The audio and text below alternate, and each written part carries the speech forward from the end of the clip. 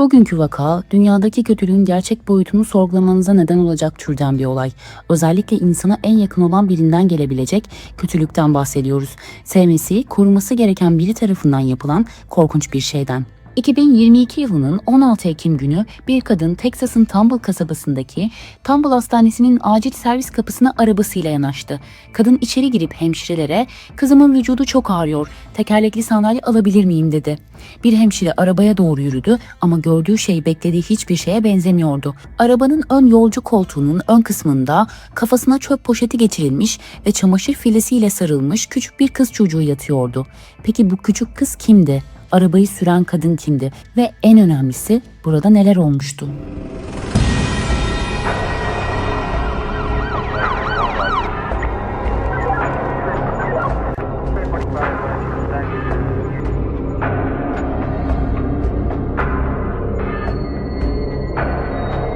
Kadının kimliği kısa süre sonra belirlendi. 37 yaşındaki Melissa Tan, Teksas'ın Magnolia bölgesinde yaşıyordu. Melissa, 2 ila 18 yaşları arasında 4 çocuğun annesiydi. Ne yazık ki bir bebeği de ölü doğmuştu. Çocuklarından biri 2017 yılında erkek arkadaşı James'ten olan Nicole adında güzel bir kız çocuğuydu. İlk başlarda her şey yolunda gidiyordu ama bu mutluluk uzun sürmeyecekti.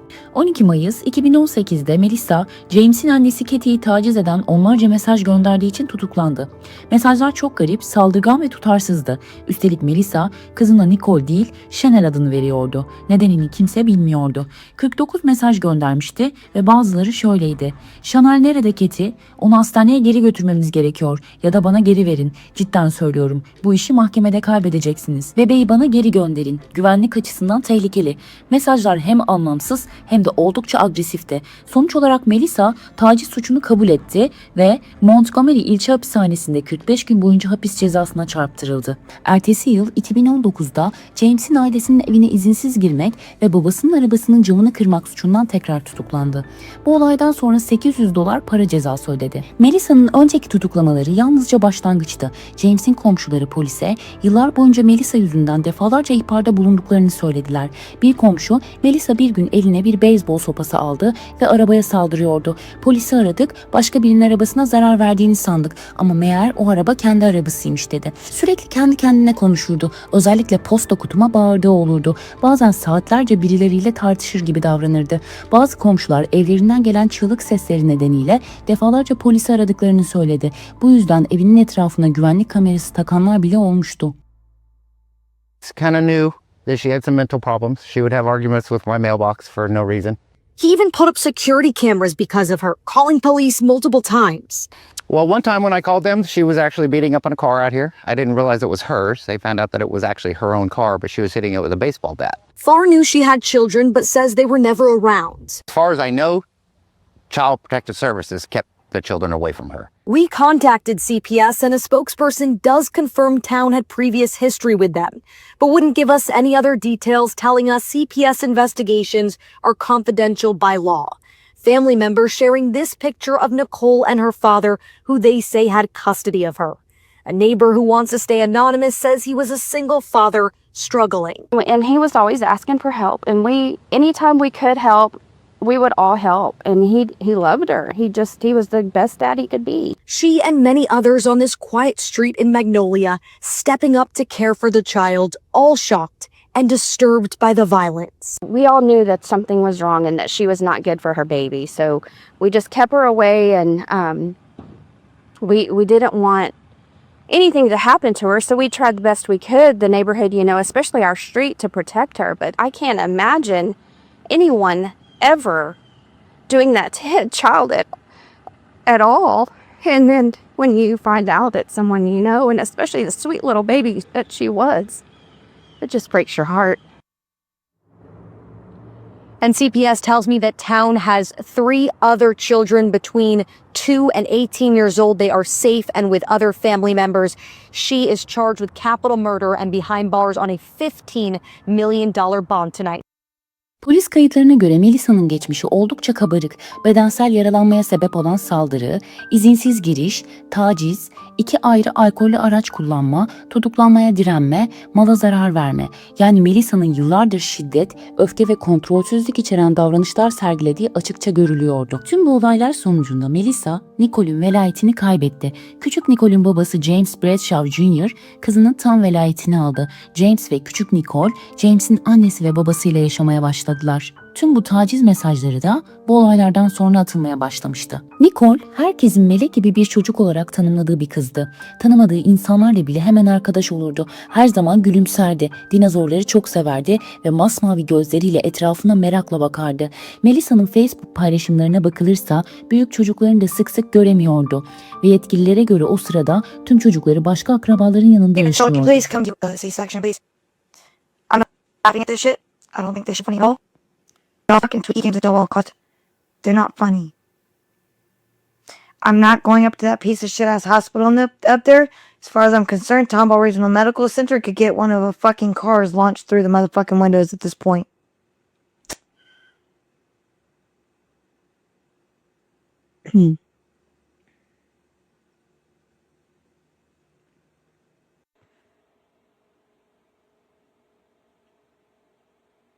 Really?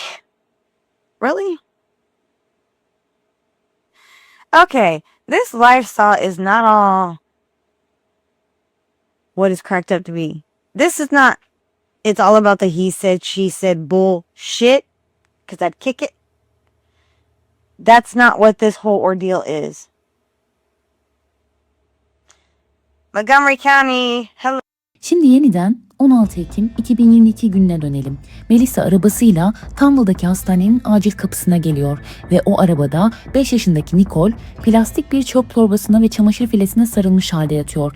Hemşire küçük kızın bedenini çevirdiğinde boynunda derin bir kesik ve boğulma izleri görüyor. Nicole hastaneye getirildikten yalnızca birkaç dakika sonra öğlen 12:10'da ölümü ilan ediliyor. Olaydan hemen sonra Melissa hastanede sorguya alındı ve orada söyledikleri deneyimli polislerin bile kanını dondurdu. Yetkililer bir annenin küçük kızını öldürdüğünü itiraf ettiğini çok nadir duyarız dedi. Melissa soğukkanlı bir şekilde 5 yaşındaki kızı Nicole'ü boğarak ve bıçaklayarak öldürdüğünü anlattı. Sebebi sorulduğunda ise kızım şeytaniydi, artık onunla uğraşmak istemedim cevabını verdi. Melissa ifadesinde o korkunç günü şöyle anlattı. Kızını arabasına bindirip Spring Creek Park adındaki bir parka götürdü. Parkın tenha bir kısmına yürüyüp çantasından bir bıçak çıkardı. Nicole'in dizlerinin üzerine çökmesini söyledi. Küçük kız o anda korkuyla bağırmaya başladı ve annesine yalvardı. "Anne, ben iyi davrandım, iyi bir çocuk oldum, lütfen yapma" dedi. Ama Melissa ona sadece şunu söyledi: "Savaşmayı bırak." Kızını Chucky karakterine benzettiğini ve onu korkutucu bulduğunu söyledi. Melissa kızının boğazını kesmeye çalıştı ama bıçak darbeleri ölümcül olmadı. Nicole hala yaşıyordu, çığlık atıyor ve direniyordu. Bunun üzerine Melissa bir çöp torbasını kızının başına geçirdi ve boğmaya başladı. Polis kayıtlarına göre Melissa kızını 30 ila 45 dakika boyunca boğarak öldürdü. Nicole'in son sözleri "Ben iyi davrandım, iyi bir çocuk oldum" olmuştu. Melissa'nın cevabı ise savaşmayı bıraktı. Nicole öldükten sonra Melissa kızının bedenini bir çamaşır filesine yerleştirdi. Daha sonra arabasının yolcu kısmına koyup doğrudan hastaneye sürdü. Hastaneye götürmek istemesinin sebebi ise kızının tamamen ortadan kalkmasını istemesiydi. Hastaneye geldiğinde sağlık personeline "Kızımın vücudu ağrıyor, tekerlekli sandalye alabilir miyim?" dedi. Hemşire arabaya gidince küçük Nicole'ün cansız bedenini buldu. Doktorlar hemen müdahale etti ama artık çok geçti. Nicole'ün küçük bedeni yaşadıklarına dayanamamıştı. Melissa 10 yaş altı bir çocuğu öldürmekten 1. derece cinayet ile suçlandı. Savcı mahkemede şunları söyledi. Sanık bilinçli bir karar vererek kızının hayatına son verdiğini ifade etti. Olay sonrası aracında yapılan aramada bir bıçak bulundu. Çocuğun boynunda kesik, gözlerinde ve ağzında morarma tespit edildi. Savcılık Melissa için 15 milyon dolar kefalet talep etti. Mahkemede bu talebi kabul etti. Melissa'ya şu şartlar getirildi: 24 saat ev hapsi, internete erişim ve telefon yasağı, 17 yaş altı hiç kimseyle temas kurmamak, park, okul, kreş gibi yerlere yaklaşmamak, pasaportunu teslim etmek, uyuşturucu ve alkol kullanmamak, silah bulundurmamak. Melissa'nın avukatı James Safford duruşma sonrası yaptığı açıklamada şöyle dedi: "Müvekkilim uzun süredir şizofreni tanısı taşıyor. Hayatı boyunca en az 9 kez psikiyatri kliniğine yatırılmış. Şu anda ruhsal olarak ağır bir durumda. Savcılık ise itirafın geçerliliğini doğrulamak için tüm delilleri titizlikle inceleyeceklerini söyledi. Bu kadar ciddi bir itirafta bulunan kişinin ruhsal durumu göz önüne alındığında tüm ifadelerin delillerle desteklenmesi gerekir. O yüzden soruşturmayı son derece kapsamlı yürütüyoruz dedi. Well, the facts themselves indicates that the lady has some serious mental issues. And from my understanding, she's been institutionalized at least 9 times for mental health purposes. So there's no doubt there's some dark demons haunting her. By all accounts, little Nicole was a loving child. Deputies say she was telling her own mother, "I've been good," even as she was allegedly trying to strangle her to death. Her nickname was Pumpkin, and she didn't know a stranger. We would take her swimming at the creek, and we'd turn, and she'd be trying to walk and go hang out with these other little kids, and she loved everybody, and she wanted to play with everybody. Melissa'nın geçmişi yalnızca suç kayıtlarıyla değil, akıl sağlığı sorunlarıyla da doluydu. Mahkeme belgelerine göre 9 kez psikiyatrik tedavi görmüş ve defalarca psikoz teşhisi konmuştu. Polis Melissa'nın bu olaydan yalnızca birkaç hafta önce tanımadığı kişilerin onu takip ettiğini söylediğini de belirtti. Yani o dönemde açıkça paranoyak bir atak geçiriyordu. Melissa'yı tanıyan bazı eski arkadaşları onu zaman zaman iyi, zaman zaman tamamen başka biri olarak tanımladı. Bir tanesi şunu söyledi: "Bir gün kahkaha atardı, ertesi gün gözlerini kocaman açıp Tanrı'nın bana bir şey söylemesini bekliyorum" derdi. Bir diğeri ise Melissa'nın bazen uyumadan günler geçirdiğini anlattı. Kızına çok bağlıydı ama aynı zamanda ondan korkuyor gibi davranıyordu. "Kızım geceleri garip davranıyor, bana bakarken gülümsüyor" derdi. Melissa Tan, kızının ölümünden sadece birkaç gün önce küçük Pinehurst kasabasında bir gecekondu kampında yaşıyor olarak görüldü. Yakındaki bir sakin olan Rachel Brown, haftalardır kampla ilgili sorunları bildirmeye çalıştığını söyledi. "Geçen çarşamba onu karşıdaki bu mülkte gördüm" dedi Brown.